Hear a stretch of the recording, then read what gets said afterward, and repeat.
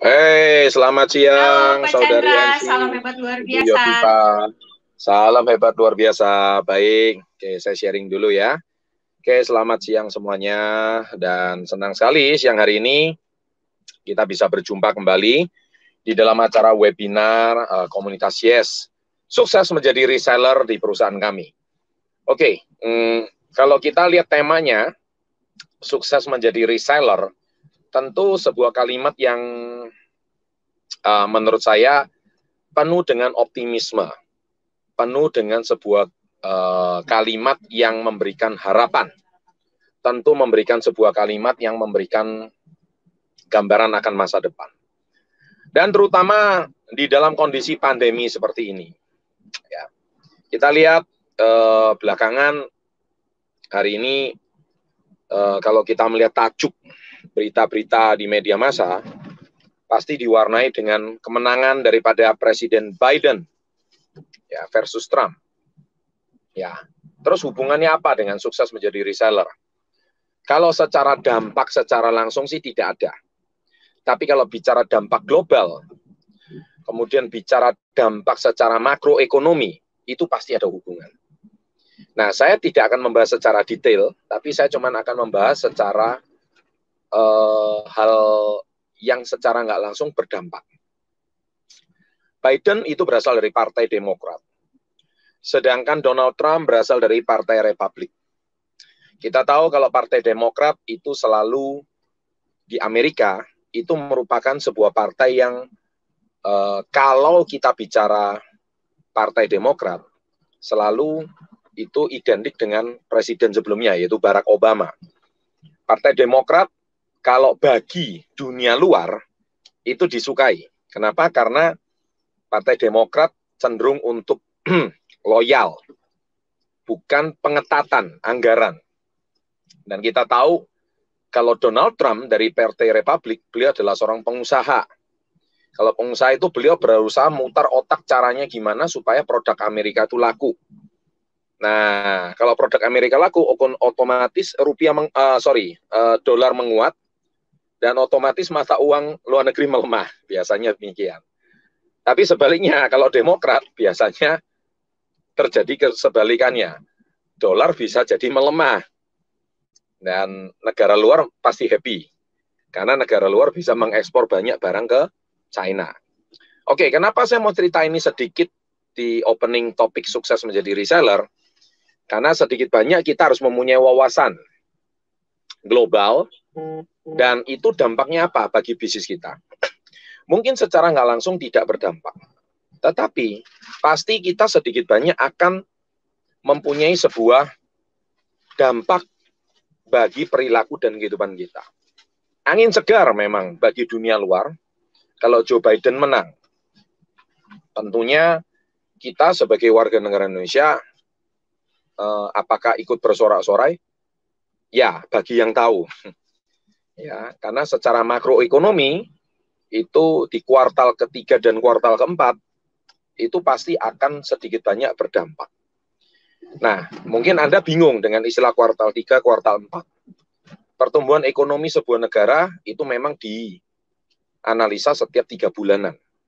Januari, Maret itu kuartal 1, April, Juni kuartal 2, Juli, September kuartal 3, Oktober, Desember adalah kuartal 4. Kalau kita lihat berita media massa, hampir seluruh dunia ekonominya sudah minus kena pandemi. Indonesia juga sudah pasti. Ya. Dan akhirnya terjadi sebuah yang namanya banyak orang yang bermasalah. Nah, kita kalau bicara soal sukses menjadi reseller, tentu itu merupakan sebuah solusi yang tidak ada hubungannya sebetulnya dengan pertumbuhan kuartal tersebut. Kenapa?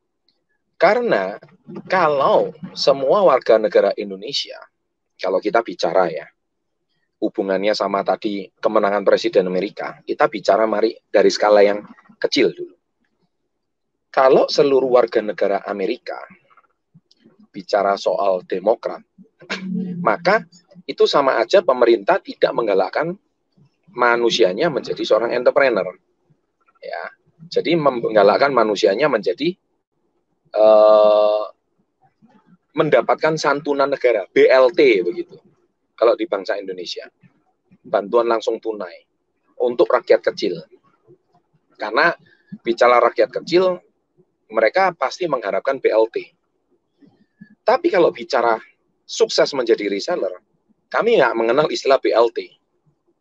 Kami mengenal sebuah istilah, yaitu Anda harus mengubah cara berpikir Anda daripada kita mengharapkan bantuan dari orang lain, apalagi bantuan dari pemerintah. Karena mau sampai kapan kita berharap BLT? Dan terutama Anda yang usia produktif, iya kalau Anda pensiunan. Celakanya kalau Anda usia yang tidak produktif, Anda ngaku-ngaku aja Anda sebagai homeless, kalau di Amerika. Homeless itu orang yang nggak punya rumah. Atau Anda hari ini bicara aja Anda belum mendapatkan pekerjaan, Anda akan disantuni negara. Nah, itu pola kerja Partai Demokrat. Beda sama Republik. Kalau Republik, dia pasti menggalakkan negaranya kuat. Semua harus bekerja. Dia mendeportasi semuanya imigran-imigran gelap yang cuma berharap BLT. Nah, kembali ke sukses menjadi reseller. Kalau kami dimiripkan partai, kami itu sebenarnya mirip Partai Republik, yaitu menggalakkan setiap orang untuk mandiri. Apapun itu masalahnya. Makanya mungkin bagi Anda yang punya pertanyaan-pertanyaan yang, saya pengen bisnis, tapi modal dari mana? Nah, ini pola mental dalam tanda kutip Demokrat. Pola mental yang selalu berharap BLT. Itu. Ya, jadi ini karena isunya lagi hangat, ya tentu saya sedikit banyak angkat supaya Anda sedikit banyak punya wawasan. Bagi negara di luar Amerika dengan kemenangan Biden itu justru berita baik, terutama bagi Indonesia. Karena apa? Karena justru pengeluaran negara akan lebih besar untuk menyantuni penduduk-penduduk yang berpola pikir mental peminta, gitu. Ya, sehingga memangkas pajak daripada orang-orang yang berpenghasilan tinggi, baik itu secara profesional atau mereka berpenghasilan, pajaknya akan dinaikkan untuk menyantuni orang-orang yang seperti itu. Nah, bicara soal bangsa Indonesia, kita tahu bangsa kita ini terkenal dari nenek moyang kita adalah seorang pelaut. Sebetulnya nenek moyang kita pelaut. Jadi kita ini udah jelas. Bukan berarti kita harus jadi nelayan, bukan. Nelayan adalah sebagian dari profesi. Tapi bicara nenek moyang sebagai seorang pelaut, pelaut itu artinya apa? Berarti kita negara bahari. Kita itu adalah seorang yang negara yang mandiri. Dan yang kedua, budaya gotong royong itu sudah merupakan budaya warisan nenek moyang bangsa Indonesia. Ini udah dua hal yang sangat jauh berbeda. Satu, mental pelaut itu adalah mental mandiri. Nah, itu harusnya dimiliki oleh seorang reseller yang sukses mau jadi seorang entrepreneur. Yang kedua, kalau kita bicara soal menjadi sukses menjadi seorang reseller, yang pertama adalah pelaut, dan yang kedua kita harus berpikir bagaimana caranya kita sukses secara gotong royong. Nah, di bisnis ini kami mengajarkan orang itu sukses bukan cuma menjadi seorang penjual. Anda jual 2 paket dapat 1 juta. Tapi yang terpenting setelah Anda berhasil menjual 2 paket tersebut, pastikan orang yang membeli paket sama Anda itu merasakan produknya, dan dia juga punya kesempatan yang sama dengan Anda. Kalau dia jual 2 paket lagi, dia akan dapat 1 juta lagi. Nah, sistem kerja gotong royong seperti ini, itu sudah dianut oleh nenek moyang kita sejak zaman dahulu. Nah, itu tentu sangat berbeda dengan mental BLT, atau bantuan langsung tunai.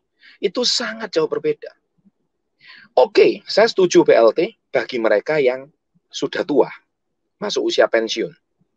Ya, tua itu dalam arti, kalau fisiknya masih bagus, saya nggak setuju. Kita lihat negara kecil Singapura. Singapura itu, kalau Anda mendarat di airportnya, Anda tahu siapa yang bersihkan WC? Orang tua. Orang tuanya usianya berapa? 70 tahun, 75 tahun. Anda lihat kalau ke negara maju Jepang, mereka yang masih cuci WC, itu orang-orang tua. Mereka pantang menerima BLT. Selama mereka masih produktif dan mereka sehat, mereka akan bekerja. Nah, ini sangat berbeda dengan bangsa Indonesia. Bangsa Indonesia ini, begitu memasuki usia pensiun, taruhlah Polri dan PNS, yang sekarang katanya usia 55 sampai 57, atau mungkin yang katanya diperpanjang sampai 59, seolah-olah seperti sudah tumpul, dan cuma berharap pensiunan. Dari sini kita bisa tahu betapa bobroknya mental kita. Kalau kita memang bekerja, saya setuju sih mendapatkan pensiun, tapi bukan berarti Anda langsung menyerah.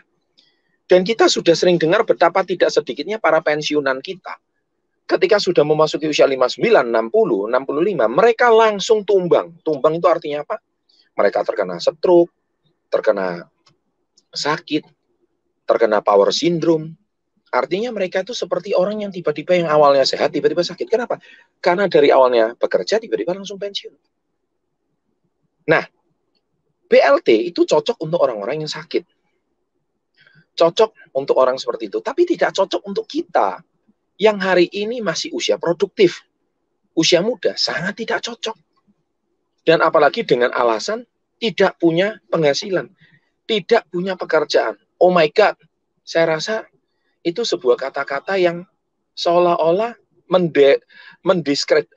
mendefinisikan diri kita siapa yang sebenarnya. Betapa lemahnya kita, usia produktif tapi minta BLT. Ya, ini sebuah kata-kata yang jauh dari kata harapan kalau sebuah bangsa mau maju. Nah, kalau sebuah bangsa itu lemah dan tidak mau maju, bagaimana dengan kita yang mulai dari keluarga kecil kita aja? Kalau mentalnya BLT, ya kita nggak bisa maju. Nah, kita harus punya sebuah mental, bagaimana caranya saya tidak mau ditanggung sama negara. Karena tidak enak. Hidup tergantung sama orang lain itu tidak enak. Anda sekarang kalau hidup tergantung orang lain, enak nggak? Anda mau pakai uang, uangnya orang lain. Anda mau belanja, harus minta izin dulu sama yang punya uang. Ya, itu kalau Anda punya etika. Masalahnya orang Indonesia ini seringkali nggak punya etika. Pakai uang sama nggak ngomong sama pemilik, apalagi pinjam uang, sering-sering kali ketika mau dibalikin ngaku lupa gitu. Nah ini, betapa sudah berbeda dengan prinsip spirit dari nenek moyang kita yang seorang pelaut, sama yang punya spirit gotong royong. Mari Bapak Ibu yang ikut peserta webinar pada sore hari ini, sharing motivasi saya ini mengajarkan, Anda boleh ngerti peluang, Anda bisa paham dengan presentasi yang tadi udah bagus sekali dari awal, sampai tadi terakhir seorang Pak Adril yang masih berusia 20 tahun saja, tapi sudah menjadi seorang Crown Star Director. Kita udah jelas melihat di situ bahwa mereka semua adalah punya satu ciri khas. Mereka usia muda dan mereka mandiri. Mereka punya orang tua, punya. Tapi mereka pantang minta duit sama orang tua. Ini ciri khasnya. Mereka bisa punya, orang tuanya bukan berarti nggak mampu. Orang tuanya mampu. Tapi mereka memilih untuk tidak minta duit orang tua sejak mereka masih dini. Nah, spirit inilah spirit nenek moyangku seorang pelaut dan spirit gotong royong. Dan anti BLT. Gitu. Ya, anti BLT. BLT itu untuk orang kaum lemah aja.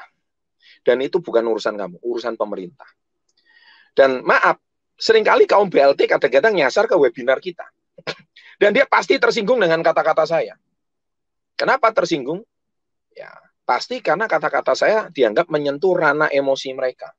Pak Chandra sih nggak tahu rasanya susahnya cari uang. Kalau saya balik, kamu sih ketika dia dididik, alasanmu banyak. Nah, kalau saya akan balik seperti itu. Dan ketika saya ajarkan kamu untuk maju, cara berpikirmu malah mengatakan ini sulit. Ketika saya tawarkan bisnis ini cocok untuk seseorang yang modalnya minim, kamu ngomong, nanti temanku siapa? Ya, ini mental BLT gitu ya. Terus kamu sendiri juga bilang, nanti kalau saya sudah dapat modal untuk bergabung di komunitas Yes, saya mau jual kemana? Loh, toh lihat, alasannya banyak kan? Nanti kalau sudah produknya ada di tangan, nanti temanku siapa yang mau kutawari? Loh, lihat. Betapa banyaknya alasan para mental-mental BLT ini. Dan bagi saya, ya sudahlah. Kalau sekali mental BLT, selamanya mental BLT. Anda ketika hari ini mengajukan pertanyaan dan selalu ada aja alasan, saya selalu ketekankan, Anda mungkin nggak cocok ada di komunitas kami. Karena komunitas kami hanya untuk orang yang punya mental nenek moyangku seorang pelaut dan mau punya sifat gotong royong. Nah, jadi kalau Anda hari ini masih terus beralasan seperti itu, simak video saya berjudul Mindset dan Mental Orang Miskin. Di situ udah sangat jelas saya paparkan dengan sangat detail. Saya nggak mau mengulang, silakan Anda tonton sendiri. Dan siang hari ini saya senang bisa sharing dengan kalian. Congratulations Joe Biden sebagai new presiden Amerika. Dan tentunya kita bisa ambil spiritnya bagaimana seorang kakek usia 77 tahun masih bisa menjadi seorang presiden. Dan Anda yang baru berusia 60 lebih, tapi Anda sudah mengaku saya sudah tua. Terima kasih, selamat sore, dan salam hebat luar biasa. Salam hebat luar biasa. Terima kasih Pak Chandra. Ya, itu dia sharingnya sangat-sangat luar biasa ya. Nah, kita sudah di penghujung acara. Jadi, semoga sharing dari Pak Adrian, Bu Syakira, Pak Adriel, dan tentunya Pak Chandra Putra Negara bisa menginspirasi kita semua. Nah, ini adalah buku Badai Pasti Berlalu yang saya baca dan benar-benar wajib untuk baca juga ya teman-teman. Karena di dalam buku ini sudah menjelaskan berbagai aspek yang di-sharingkan pengalaman sesuai pengalaman Pak Chandra Putra Negara. Dan satu lagi buku Bapak Chandra yaitu buku Success Before 30. Dan itu ya teman-teman semua mungkin ya ini sudah sudah menjelang sore ya, menjelang sore. Jadi teman-teman semua semoga menginspirasi kita semua sharing-sharing dari mentor-mentor ya. Satu panutan yang saya pegang selama ini, lebih baik kehilangan masa depan, lebih baik kehilangan masa muda daripada kehilangan masa depan. Oke, saya pamit undur diri. Yovita, salam hebat luar biasa.